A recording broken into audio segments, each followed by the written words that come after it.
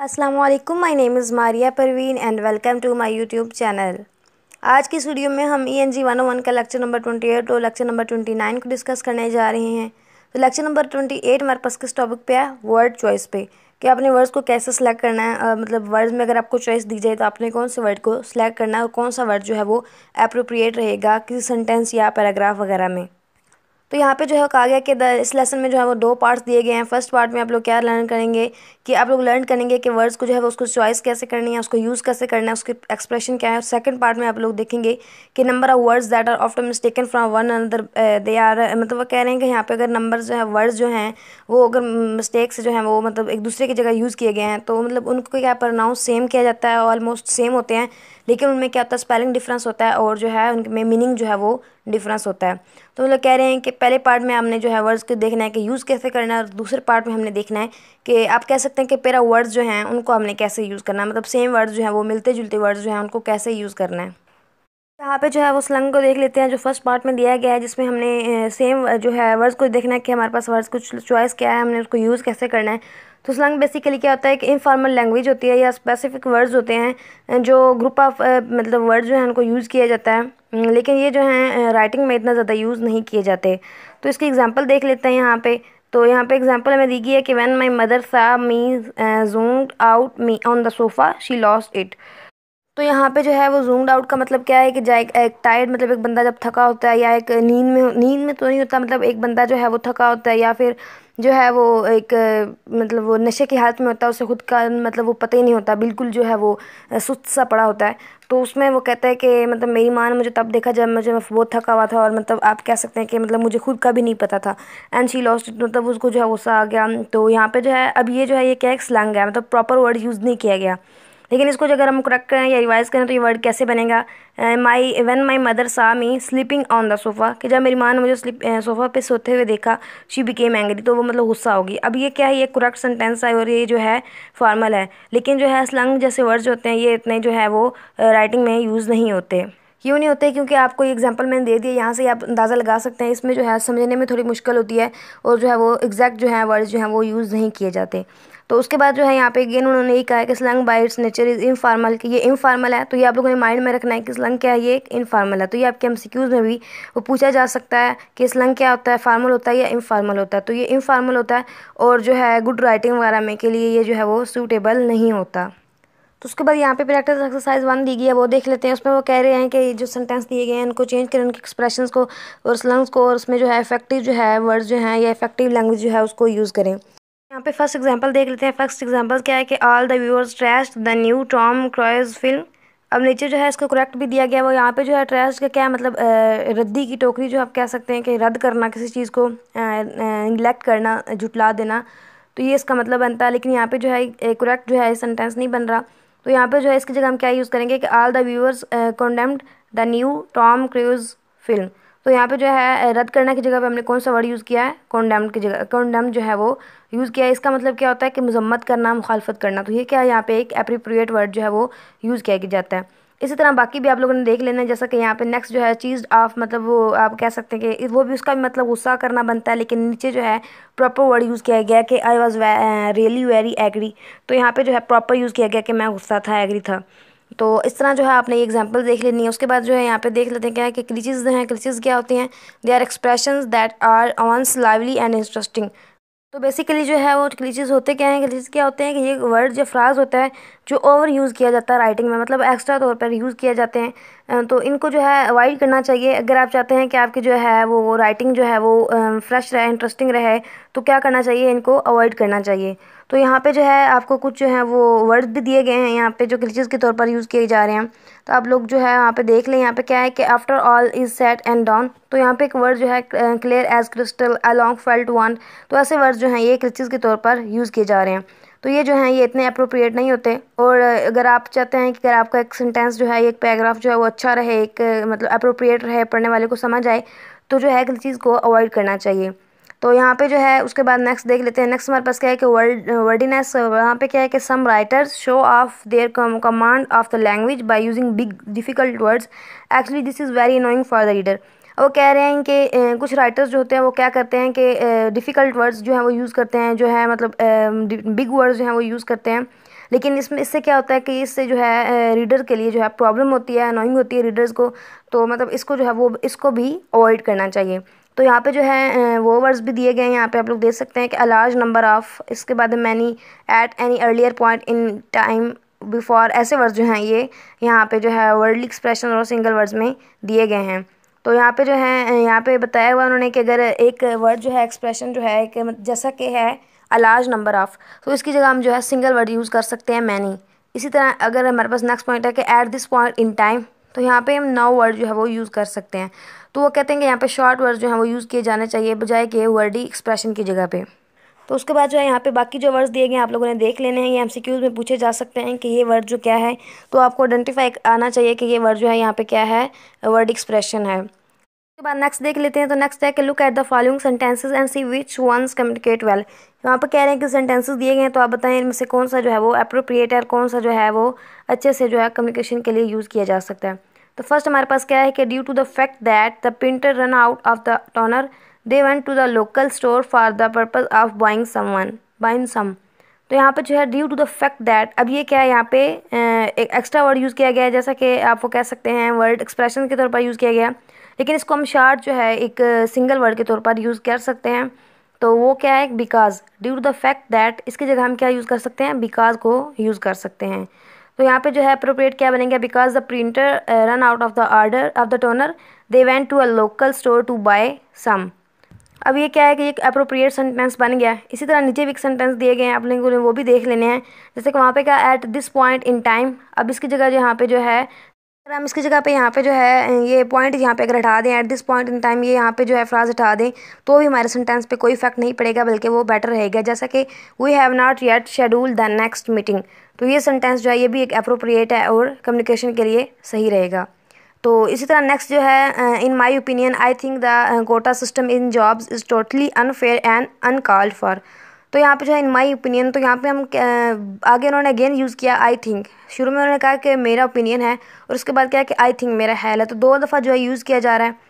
तो इसको अनशार्ट अगर हम कर दें और अप्रोप्रिएट बनाने के लिए यहाँ पे हम ये भी यूज़ कर सकते हैं कि I think that job quotas are unfair.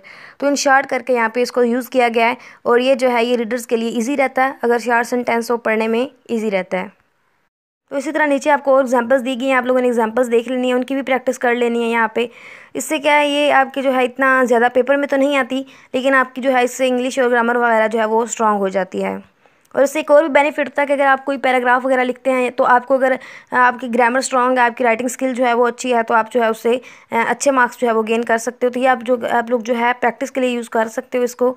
बाकी जो है इसका इतना ज़्यादा जो है वो पेपर में आने का चांसेस नहीं है। तो उसके बाद नेक्स्ट लेक्चर देख लेते हैं। लेक्चर नंबर 29 में क्या है कि पंक्चुएशन, कॉमाज एंड अपोस्ट्रॉफी और कॉमाज को देख लेते हैं। पंक्चुएशन बेसिकली क्या होता है कि सैम्पल्स जो होते हैं इंग्लिश में, जो सामने कॉमा हो गया, अपोस्ट्रॉफी हो गया, आगे इन्वर्टेड कॉमाज हो गया, ऐसे सैम्पल्स जो यूज़ किए जाते हैं वो उनको क्या कहते हैं, पंक्चुएशंस कहते हैं। तो यहाँ पे जो है दो पंक्चुएशन यूज़ किए जा रहे हैं, कौन कौन से, कॉमाज एंड अपोस्ट्रॉफी। तो बेसिकली कॉमास कहाँ पे यूज़ किए जाते हैं, कॉमास जो है वो जब ज़्यादा वर्ड्स जो हैं वो यूज़ किए जाएं, जब दो से ज़्यादा वर्ड्स यूज़ किए जाएं, या दो से ज़्यादा जो है वो नेम्स या दो से ज़्यादा प्लेसेस को यूज़ किया जाए, तो उनके दरमियान जो है वो कॉमा को यूज़ किया जाता है।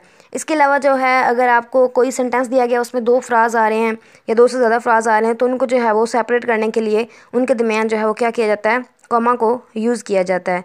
तो बाकी जो है यहाँ पे हम प्रैक्टिस करेंगे, उससे आपको जो है वो आइडिया हो जाएगा कि इनको कहाँ कहाँ पे यूज़ करना है। बेसिकली क्या करते हैं, इंडिकेट करते हैं शॉर्ट टाइम फेज को। तो ये शॉर्ट जो है वो पॉज लेने के लिए जो है इसको यूज़ किया जाता है। उसके बाद जो है अपोस्ट्रॉफी को कहाँ पे यूज़ किया जाता है, मैं वो भी आपको बताती चलूँ। फिर उसके बाद जो है इसकी एग्जांपल्स वगैरह की प्रैक्टिस कर लेंगे। अपोस्ट्रॉफी जो है ये दो फंक्शंस के दरमियान यूज़ की जाती है। इससे क्या कि ये पोजेशन जो है उसके लिए जो है पोजेशन मार्क के तौर पर यूज़ की जाती है। बेसिकली जो है ये किसी टाइम पे जो है वो किसी भी जो है लेटर या किसी भी वर्ड को जो है ओमिट करने के लिए, इंडिकेट करने के लिए यूज़ की जाती है। तो यहाँ पे जो है इसकी एग्जांपल्स देख लेते हैं। सबसे पहले यहाँ पे उन्होंने कुछ हमें एग्जांपल्स दिए हैं और कहा है कि यहाँ पे इंसर्ट करें कहाँ कहाँ पे जो है वो कॉमाज आएगा। तो यहाँ पे पहला है कि before leaving home the child's nanny collected a milk bottle, a bag full of diapers, a blanket and a rattle. तो यहाँ पे देखा जाए तो आप गौर करें तो यहाँ पे जो है तीन चार जो है वो चीज़ें यूज़ की जा रही हैं, जैसा कि आ मिल्क बॉटल, उसके बाद कॉमा आएगा, a bag full of diapers, उसके बाद फिर कॉमा आएगा, a blanket and a rattle. तो यहाँ पे जब दो या दो से ज़्यादा चीज़ें यूज़ की जा रही हैं तो उनके दरमियान क्या आएगा, कॉमा आएगा। जब दो से ज़्यादा चीज़ें यूज़ की जाएंगी तो उनके दरमियान क्या आएगा, कॉमा आएगा। उसके अलावा जो यहाँ पे नेक्स्ट एग्जांपल देख लेते हैं। तो नेक्स्ट हमारे पास एग्जांपल क्या है कि although he is 80, my grandad walks 10 miles daily. तो अब यहाँ पे जो है दो जो हैं यहाँ पे फ्राजेज यूज़ किए जा रहे हैं, दो क्लासेज यूज़ किए जा रहे हैं। तो इसमें जो है यहाँ पे क्या आएगा, कॉमा आएगा। यहाँ पे क्या आएगा, आल्टो ही इज़ 80, उसके बाद कॉमा आएगा। अगर नेक्स्ट जो है वो उसको जो है उसके साथ कंबाइन किया जाएगा। इसी तरह जो है आगे भी एग्जांपल्स आप लोगों ने यहाँ पे देख लेनी है। और नीचे जो है आपको यहाँ पे करेक्ट आंसर्स भी दिए गए हैं। अगर आपको समझ ना आए तो यहाँ से आप जो है आंसर जो है वो देख सकते हैं। यहाँ पे कुछ स्टेटमेंट दी गई है कि comma after marks slide fast break in a sentence, कि कॉमा, ये जो कॉमा ये अक्सर क्या करता है, सेंटेंस में ब्रेक लेता है। When you read a sentence allowed, जब आप सेंटेंस को जो अलाउडली पढ़ रहे होते हो, you can after here the point where slight pauses occurs, कि जहाँ पे अचानक से जो है एक पास जो है वो कर आ जाता है, जहाँ पे आपको स्टे करना पड़ जाता है, तो वहाँ पे क्या यूज़ किया जाता है, कॉमा यूज़ किया जाता है। उसके बाद यहाँ पे एक रूल दिया गया, उसमें क्या है कि comma between items in a series, कि अगर सीरीज़ में जो है कॉमा को यूज़ करना पड़ा जाए तो कैसे करना है। तो यहाँ पे जो है नीचे एग्जांपल्स दी गई हैं कि the village woman sold pottery baskets blankets and silver jewellery. तो यहाँ पे जो है सेम उसी तरह जैसे पहले एग्जांपल्स किए, तो यहाँ पे वर्ड्स के दरमियान क्या है, कॉमा आ रहा है। तो ऐसे जब दो से ज़्यादा वर्ड्स यूज़ किए जा रहे हों तो उनके दरमियान क्या आएगा, कॉमा आएगा। इसी तरह नेक्स्ट एग्जांपल में फ्राजेस दिए गए हैं, तो फ्राजेस में देख लेते हैं। तो पहला फ्राज है कि the women spread their words on the pavement. आगे यहाँ पे नेक्स्ट जो है वो आपके पास जो है फ्राज स्टार्ट हो रहा है कि on door steps and specially under trees in the town square. तो यहाँ पे भी जो है वो दो से ज़्यादा जो है यहाँ पे फ्राजेस यूज़ किए जा रहे हैं, इसलिए इनके दरमियान भी क्या आएगा, कॉमा आएगा। उसके बाद जो है नीचे क्लासेस की एग्जांपल दी गई है, आपने वो भी देख लेनी है।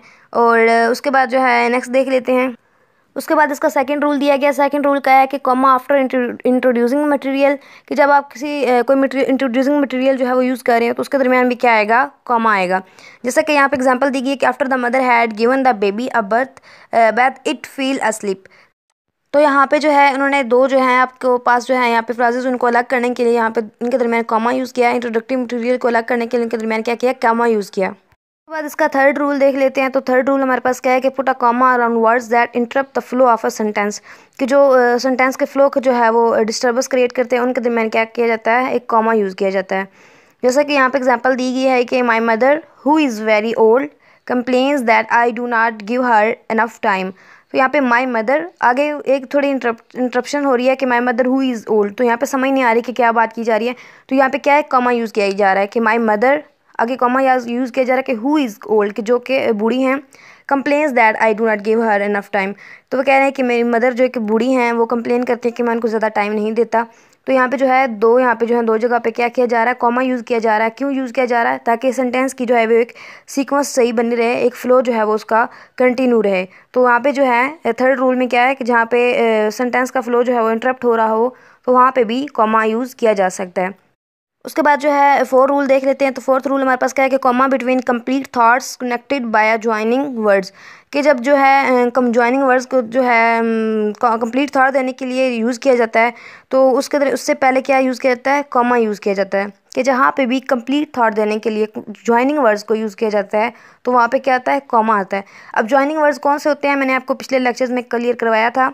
ज्वाइनिंग वर्ड्स होते हैं and, but, so, because, and. ऐसे वर्ड्स जो हैं ये क्या होते हैं, जो कि दो से ज़्यादा से जो है सेंटेंसेस को कनेक्ट करने के लिए ज्वाइनिंग वर्ड्स के तौर पर यूज़ किए जाते हैं। तो यहाँ पे एग्जांपल देख लेते हैं कि Multan is one of the oldest cities in Pakistan and it is also one of the most interesting. तो यहाँ पे जो है बताया जा रहा है कि जो मुल्तान है वो क्या है कि एक जो है ओल्डेस्ट सिटी है पाकिस्तान में। एंड उसके बाद कह रहे हैं एंड, और ये क्या है, मोस्ट इंटरेस्टिंग है, कि उनमें से एक मोस्ट इंटरेस्टिंग जो है वो जगह है। तो यहाँ पे जो है दो सेंटेंसेस हैं, दो थॉट्स हैं, दो जगह पे जो है वो दो चीज़ें बताई जा रही हैं, इसलिए उनके दरमियान क्या यूज़ किया जा रहा है, ज्वाइनिंग वर्ड यूज़ किया जा रहा है। एंड क्या है, एक ज्वाइनिंग वर्ड है।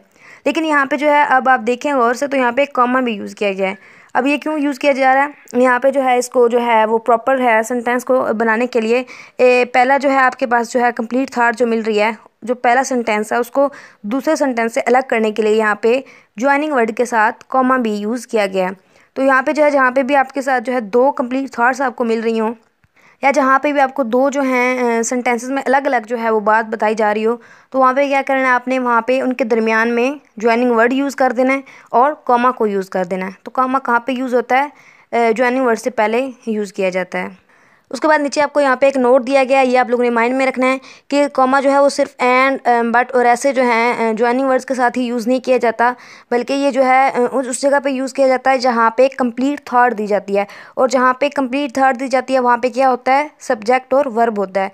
ये मैंने आपको पिछले भी लेक्चर में करवाया है कि जहाँ पे कंप्लीट थॉट दी जा रही होती है, जहाँ पे फ्रेगमेंट सेंटेंस का मैंने आप लोगों को करवाया था, वहाँ पे मैंने ये बताया था कि वहाँ पे सब्जेक्ट और वर्ब को यूज़ किया जाता है। तो सब्जेक्ट और वर्ब को यूज़ किया जाता है और वहाँ पे ही कंप्लीट थॉट मिलती है, और उधर जो है वो कॉमा भी यूज़ किया जाता है। तो उसके बाद जो है फिफ्थ रूल दिया गया। फिफ्थ रूल हमारे पास क्या है कि कॉमा विद डायरेक्ट कोटेशंस, कि कॉमा जो है जब डायरेक्ट कोटेशंस के साथ यूज़ किया जाता है तो कैसे यूज़ किया जाता है, इसकी भी एग्जांपल देख लेते हैं। तो फर्स्ट एग्जांपल हमारे पास क्या है कि द कोच शाउटेड, कि कोच जो है वो चिल्लाया, मूव मूव फास्ट, कि तेज़ तेज़ आप भागो या तेज़ दौड़ो।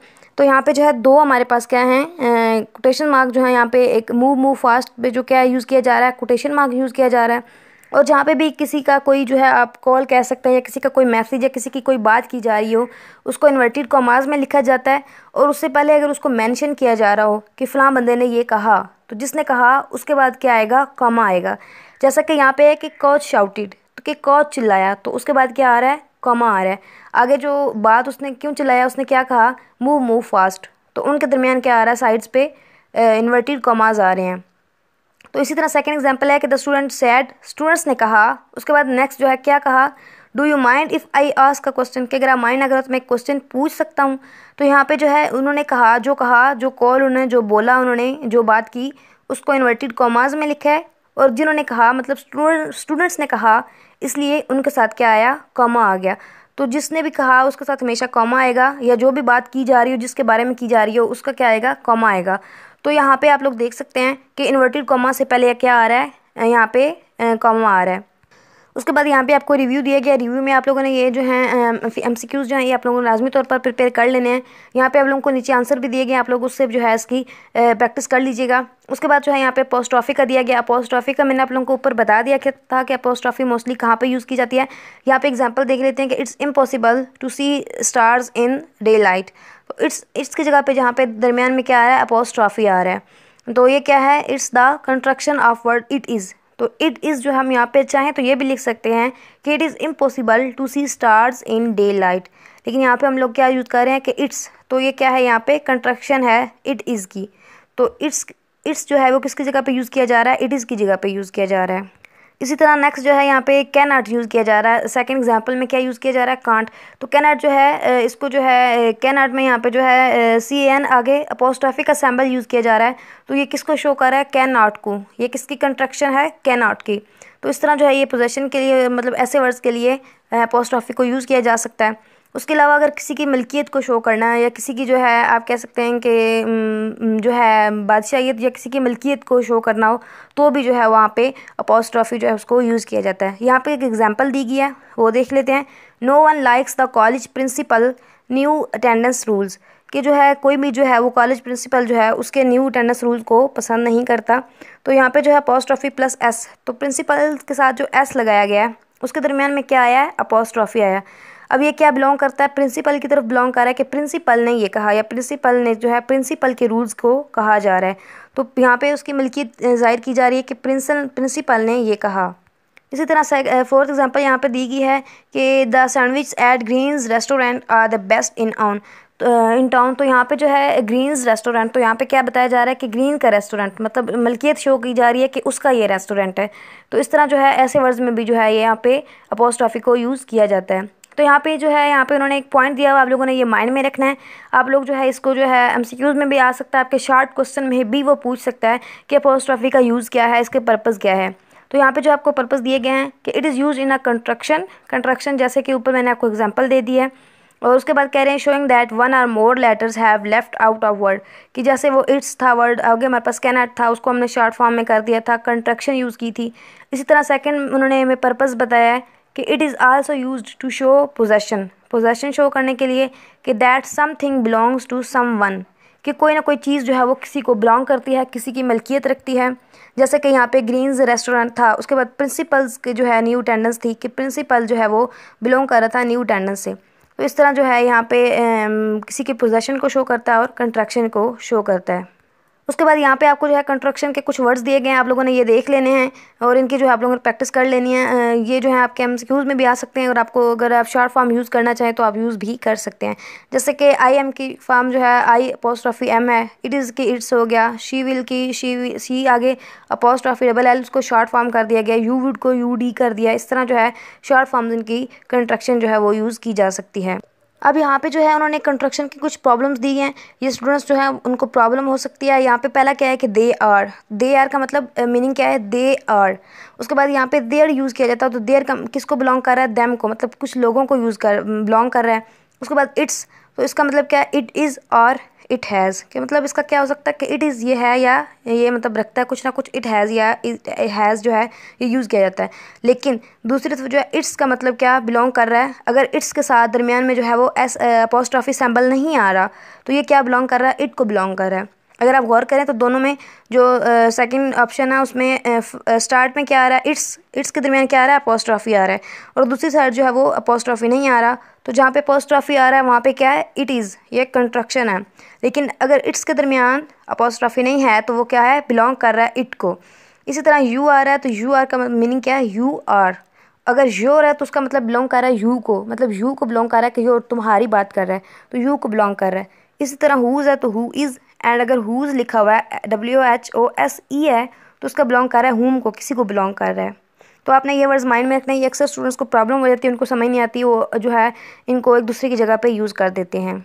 उसके बाद यहाँ पे कह रहे हैं कि अपोस्ट्रॉफी टू शो पोजेशन, ये मैंने आप लोगों को ऊपर बता दिया है कि किसी की मिल्कियत को कोई चीज़ किसी को बिलोंग कर रही हो तो उसकी जगह पे यहाँ पे अपोस्ट्रॉफी को यूज़ किया जाता है। तो आप लोगों ने यहाँ पे इसकी प्रैक्टिस वगैरह कर लेनी है और उसके बाद जो है यहाँ पे सारी एक्सरसाइजेज दी गई हैं, आप लोगों ने इनको सॉल्व कर लेना है और इससे जो है आपकी जो है वो बेटर प्रिपरेशन हो सकती है। और ये आपके एमसीक्यूज़ में 1 या 2 एमसीक्यूज़ आ सकते हैं कि कॉमास कहाँ पे यूज़ किया जाता है, ये क्या होते हैं, या आपको जो है वो एक करेक्शन करने के लिए दे सकता है। इसलिए आपने जो है इन लेक्चर्स को जो है वो प्रिपेयर कर लेना, आपको आइडेंटिफिकेशन आनी चाहिए, आपको करेक्शन जो है इसकी करना आनी चाहिए। तो आई होप कि दोनों लेक्चर आपको क्लियर हो गए होंगे। वीडियो अच्छी लगी हो तो प्लीज़ फीडबैक दीजिएगा, आप लोगों के फीडबैक की मुझे बहुत ज़्यादा ज़रूरत होती है, आप लोगों के सपोर्ट से जो है मेरी काफ़ी हेल्प हो जाती है। प्लीज़ आप लोग सपोर्ट किया करें जितना हो सके, एंड वीडियो अच्छी लगी हो तो प्लीज़ फ्रेंड्स से शेयर कीजिएगा, चैनल पर न्यू हैं तो चैनल को सब्सक्राइब कीजिएगा। Thank you so much for watching my video. Allah हाफिज़।